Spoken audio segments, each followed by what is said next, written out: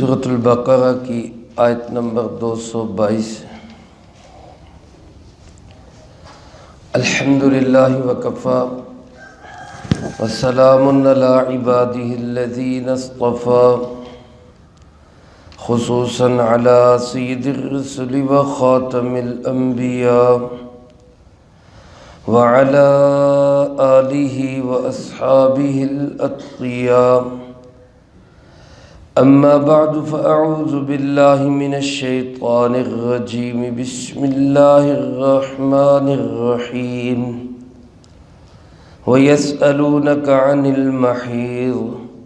قُلْ هُوَ أَذًى فَاعْتَزِلُوا النِّسَاءَ فِي الْمَحِيضِ وَلَا تَقْرَبُوهُنَّ حَتَّى يَطْهُرْنَ فَإِذَا تَطَهَّرْنَ فَأْتُوهُنَّ مِنْ حَيْثُ أَمَرَكُمُ اللَّهُ إِنَّ اللَّهَ يُحِبُّ التَّوَّابِينَ وَيُحِبُّ الْمُتَطَهِّرِينَ۔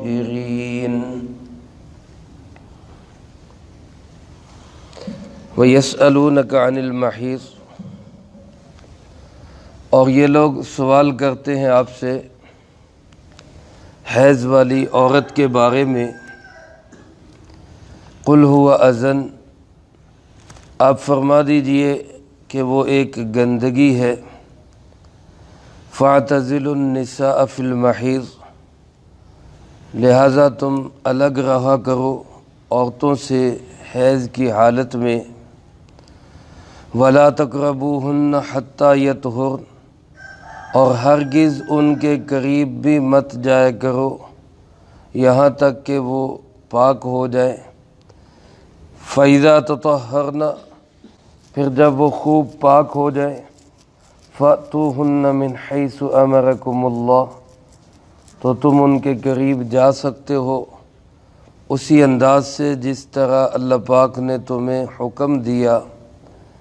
ان اللہ یحب التوابین، بے شک اللہ پاک پسند کرتے ہیں توبہ کرنے والوں کو۔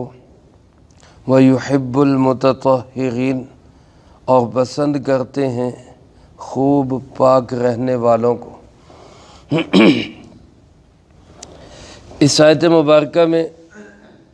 اللہ رب العالمین نے 19واں حکم بیان فرمایا ہے۔ اس آیت میں بھی اور اس سے اگلی آیت میں بھی یہ 19واں حکم ہے۔ یہ حکم ہے حیض کی حالت میں عورت کے ساتھ کہاں تک قرب ہو سکتا ہے، کہاں تک اجازت ہے، کہاں تک ممانعت ہے۔ اور یہ بھی حضرات صحابہ اکرام رضی اللہ تعالیٰ مجمعین نے جناب محمد کریم صلی اللہ علیہ وآلہ وسلم سے سوال کیا تھا، جیسا کہ اس سے پہلے بہت سارے ان کے سوالات کے جوابات آئے۔ اور میں نے عرض کیا تھا قرآن کریم میں کوئی تقریباً 13 مقامات پر ایسے سوالات کا ذکر ہے، جن میں سے 7 مقام سورۃ بقرہ کے اندر ہی ہے۔ تو یہاں بھی حضرات صحابہ کرام رضی اللہ تعالیٰ مجمعین نے سوال کیا کہ حیض والی عورتوں کے متعلق ارشاد فرمائیے کہ ان کے ساتھ کہاں تک قرب ہو سکتا ہے، کہاں تک ممانعت ہے۔ اس سلسلے میں اصل میں اس معاشرے کے اندر افراط اور تفریط تھا۔ یہودیوں کی عادت تو یہ تھی کہ جب عورت کو حیض آ جاتا تو وہ اس کو بالکل الگ تھلگ کمرے میں بند کر دیتے، نہ اس کے ساتھ بات کرتے، نہ اس کے ساتھ کھانا کھاتے، اس کو گھر کے کام کاج میں کسی میں ہاتھ ڈالنے کی اجازت نہیں ہوتی، یعنی اس سے نفرت کرتے اور بالکل اس کو الگ کر دیتے۔ حالانکہ یہ اس میں عورت کا اس میں کیا قصور ہے؟ نبی کریم صلی اللہ علیہ وسلم غالباً حجۃ الوداع کے موقع پر آپ حج کے لیے تشریف لائے تو آپ کے ساتھ اماں جان سیدہ عائشہ صدیقہ رضی اللہ تعالیٰ عنہا بھی تھی۔ تو مقام صرف پر پہنچی تو وہاں ان کو ایام آ گئے، تو وہ اپنے خیمے میں رو رہی تھی کہ میرا حج کہیں رہ نہ جائے اور میں نبی کریم صلی اللہ علیہ وسلم کے ساتھ حج میں شامل نہ ہو سکوں۔ آپ تشریف لائے، آپ نے دیکھا عائشہ رو رہی ہے تو آپ نے حوصلہ اور تسلی دی کہ اس میں رونے کی کیا بات ہے، یہ تو ایک ایسی چیز ہے جو اللہ رب العالمین نے اپنی بندیوں میں رکھ دی ہے، اس میں ان کا کیا قصور ہے اور کیا کمی ہے اس میں۔ لہذا فرمایا تم باقی سارے اعمال کرتی رہو، عرفات کا میدان ہے، مینا میں جانا ہے، مزدلفہ میں جانا ہے، سارے اعمال کرو، بس طواف نہ کرو، کیونکہ طواف مسجد حرام میں ہوتا ہے اور مسجد میں عورت اس حالت میں داخل نہیں ہو سکتی، تو طواف بعد میں کر لینا، باقی کوئی مسئلہ نہیں۔ اور پھر آپ صلی اللہ علیہ وسلم نے ہی جب وہ پاک ہوئی تو ان کو فرمایا کہ وہ مقام جہاں آپ حاجی جو ہے مکہ میں جا کے دوبارہ عمرہ کرنا چاہیں تو کیا کہتے ہیں، مسجد عائشہ سے احرام باندھ لیں۔ اصل میں وہاں سے آپ نے حضرت عائشہ رضی اللہ تعالیٰ عنہ کو فرمایا تھا، ساتھ ان کے بھانجے تھے کہ جاؤ وہاں سے دوبارہ احرام باندھ کے آؤ اور آ کے طواف اور عمرہ کر لو، اس لیے اس مقام پہ جو مسجد بنی ہوئی ہے اس کا نام ہی مسجد عائشہ ہے۔ تو گویا یہ ایک ایسی چیز ہے جس کے متعلق عورت معذور ہے، مجبور ہے، اور یہ اس کی صحت کا ضامن ہے، اللہ پاک نے اس کی صحت کے لیے یہ ایک نظام اس کے اندر رکھا ہے۔ اگر اس میں اختلال واقع ہو جائے، کمی ہو جائے،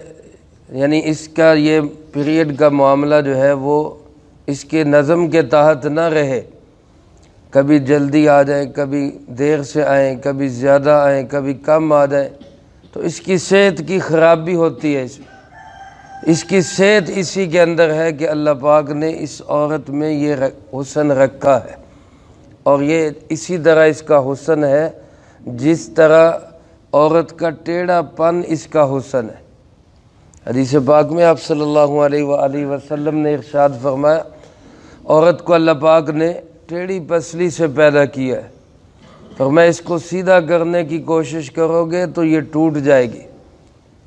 اس کا ٹوٹنا جو ہے وہ طلاق ہے، لہذا اس کے ساتھ گزارا کرو۔ یہ نزاکت کے ساتھ چلنے والا ایک عجیب اللہ پاک نے انسان کی تسکین کے لیے ایک اس کا ساتھی بنایا ہے، اور بعض چیزوں کا حسن ہی اس کے اسی کجی کے اندر اور اسی کمی کے اندر ہوتا ہے۔ دیکھیں ہماری آنکھوں کے اوپر یہ جو بھویں ہیں یہ کسی انسان کی بھی سیدھی نہیں ہوتی، ایسے گولائی کے اندر خمدار ہوتی ہیں۔ اب کوئی بندہ کہے کہ جناب یار یہ گنیے میں نہیں ہے، یہ سیدھی نہیں ہے، ان کو جو ہے نا بالکل ایسے سیدھا ہونا چاہیے، اور پھر اپنا پیمانہ رکھ کے پھٹا رکھ کے اس کو سیدھا کرنے کی کوشش کرے تو میرے خیال میں وہ جن اور بھوت ہی لگے گا، انسان تو نہیں لگے گا۔ اللہ پاک نے اس کی گولائی کے اندر ہی، اس کے ٹیڑھے پن کے اندر ہی انسان کا حسن رکھا ہے، تو عورت کا حسن ہی اس کے اندر ہے کہ وہ نزاکتوں والی اور نخروں والی اور لاڈ والی ہوتی ہے، اور آپ صلی اللہ علیہ وسلم نے اپنی خواتین کے، اپنی ازواج کے لاڈ اٹھائے ہیں، لہذا یہ ان کے اندر نقص نہیں، عیب نہیں ہے، کمی نہیں ہے، ان کا حسن ہے۔ بہرحال اللہ پاک نے یہ بھی ایک رکھا ہے ان کے اندر، یہ پیریڈ ہے، ان کے ماہواری ہے، ان کے دین کا ایک نقص ہے، اس میں رعایت بھی ہے، نمازوں کی معافی ہے، روزے بعد میں قضا کر لے گی، اس حالت میں مسجد میں نہیں جائے گی، قرآن کریم کی تلاوت زبانی بھی نہیں کرے گی، قرآن کریم کو ہاتھ بھی نہیں لگائے گی۔ اسی طرح اس حالت میں مرد جو ہے اس کے ساتھ مجامعت بھی نہیں کر سکتا، ہم بستری بھی نہیں ہو سکتی۔ تو اب یہودیوں کے ہاں تو یہ تھا کہ وہ بالکل ہی عورت کو نفرت کرنے لگ جاتے اسے،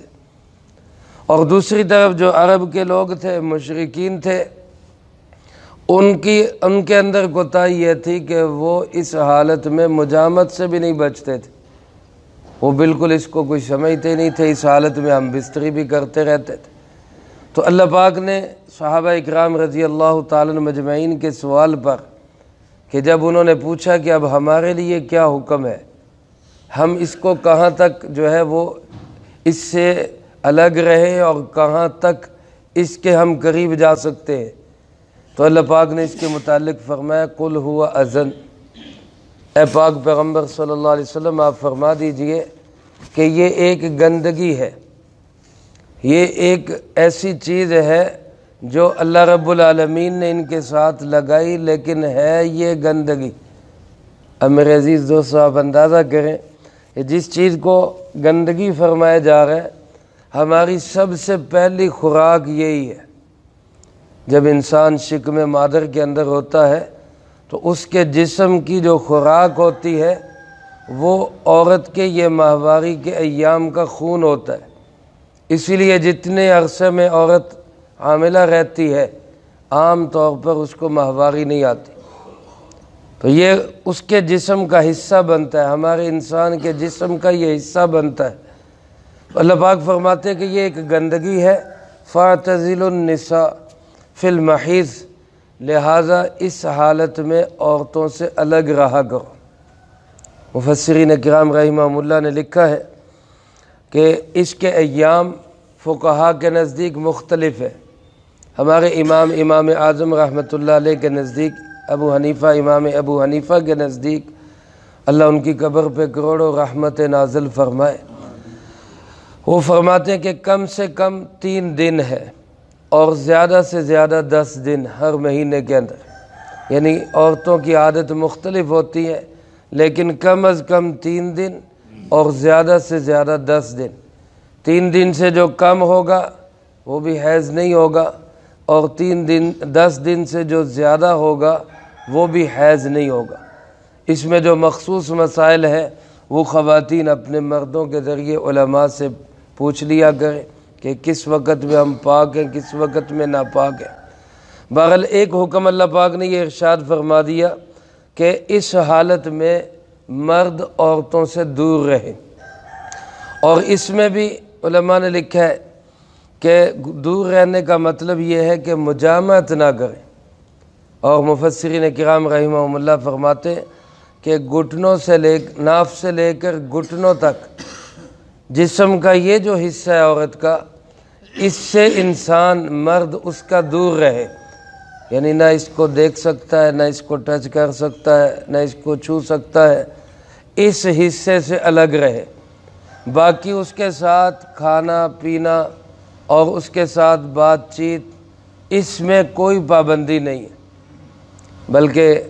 حضور نبی کریم صلی اللہ علیہ وآلہ وسلم نے ایک موقع پر حضرت اماں جان سیدہ عائشہ صدیقہ رضی اللہ تعالیٰ عنہ کو فرمایا کہ میرا سر دھو دو۔ آپ اعتکاف میں تھے، مسجد میں تھے، اور مسجد کے ساتھ ہی آپ کا حجرہ تھا۔ اس حجرے کے اندر حضرت عائشہ رضی اللہ تعالیٰ عنہ تھی، تو آپ نے اپنا سر مبارک کھڑکی سے ادھر کیا اور فرمایا کہ اس کو سر کو دھو دو۔ حضرت عائشہ رضی اللہ تعالیٰ عنہ فرمانے لگی اللہ کے محبوب جی صلی اللہ علیہ وسلم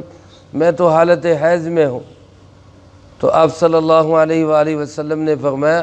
کہ حیض کون سا تمہارے ہاتھوں کے اندر ہے، مفہوم اس کا عرض کر رہا ہوں، یہ وہ کون سا تمہارے ہاتھوں کے اندر ہے، لہذا ہاتھوں سے اب میرا سر دھو دو۔ تو گویا باقی انسان عورت سے خدمت لے بھی سکتا ہے، باقی جسم کو ٹچ بھی کر سکتا ہے، کھانا بھی اس کے ساتھ کھا سکتا ہے، اس کے بعد بات چیت اور گفتگو میں بھی اس کو ساتھ شریک کر سکتا ہے۔ یہ نہیں کہ یہودیوں کی طرح اس کو بالکل الگ تھلگ کر دو، یہ غلط ہے۔ اور اسی طرح یہ بھی غلط ہے کہ مجامت کرو، لہذا اسلام جو اعتدال کا مذہب ہے اس میں یہ راستہ ہے کہ صرف ناف سے گھٹنوں تک اس سے الگ رہنا ہے، باقی اس کے ساتھ کھانا پینا، اس کا گھر کے اندر کام کاج کرنا اور گھر کے اندر اس کا میل ملاقات، آپس میں گفتگو، اس میں فرمایا کوئی حرج نہیں۔ تو لہذا یہاں جدا رہنے کا مطلب یہ ہے کہ مجامعت سے الگ رہو، اور فرمایا وَلَا تَقْرَبُوهُنَّ، ان کے قریب بھی مت جاؤ، ہرگز ان کے قریب بھی مت جاؤ، حَتَّى يَطْهُرْنَ، یہاں تک کہ وہ پاک ہو جائیں۔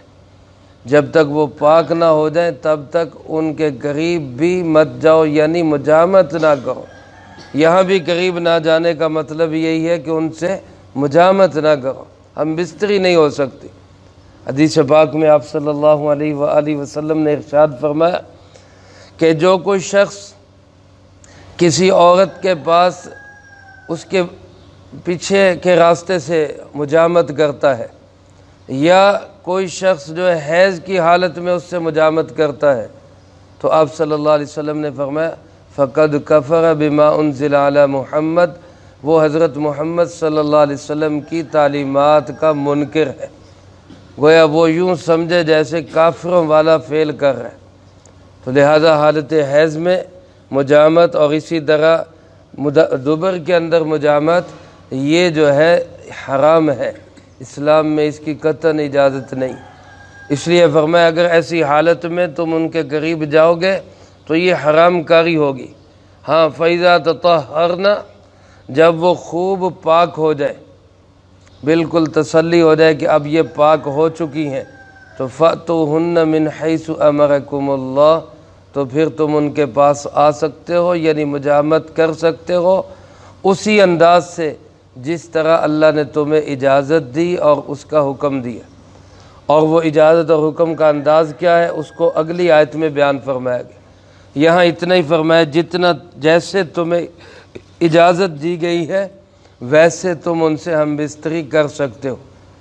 اب اس معاملے میں جو کوتاہی پہلے ہو چکی، اگر خدا نخواستہ پہلے حالت حیض میں مجامت کر چکا ہے تو اس کے لیے اب کیا ہے، وہ توبہ کرے، صدقہ کرے، کچھ جو ہے نا درہم کی مقدار آتی ہے یا دینار کی مقدار آتی ہے کہ یعنی کچھ نہ کچھ وہ صدقہ کرے توبہ کی نیت سے،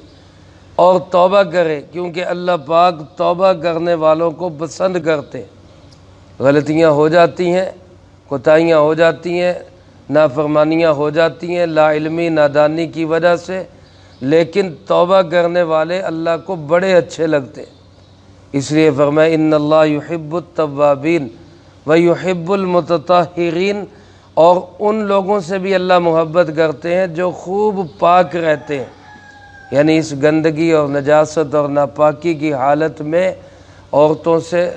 مجامت کے اعتبار سے الگ رہتے ہیں اور پاک صاف اپنے آپ کو رکھتے ہیں۔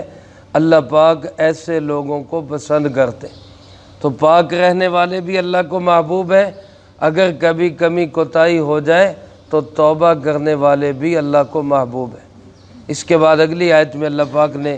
مجامت کے لیے کیا اللہ کی اجازت ہے اس کا ذکر کیا ہے، اس کا تذکرہ انشاءاللہ اگلے درس میں ہوگا۔ اللہ پاک سے دعا ہے اللہ مجھے آپ کو سب کو اپنے ان تمام احکامات کو زندگی میں لانے کی توفیق نصیب فرمائے اور دوسروں تک پہنچانے کی توفیق عطا فرمائے۔ اللہم انت السلام ومنک السلام تبارک ربنا وتعالیت یا ذا الجلال والاکرام۔ اللہم اعنا علی ذکرک وشکرک وحسن عبادتک۔ اللہم احسن عاقبتنا فی الامور کلہا وأجرنا من خزي الدنيا وعذاب الآخرة۔ اللهم باقية كباقية الوليد، اللهم استر عوراتنا وآمن روعاتنا، اللهم إنا نجعلك في نحورهم ونعوذ بك من شرورهم،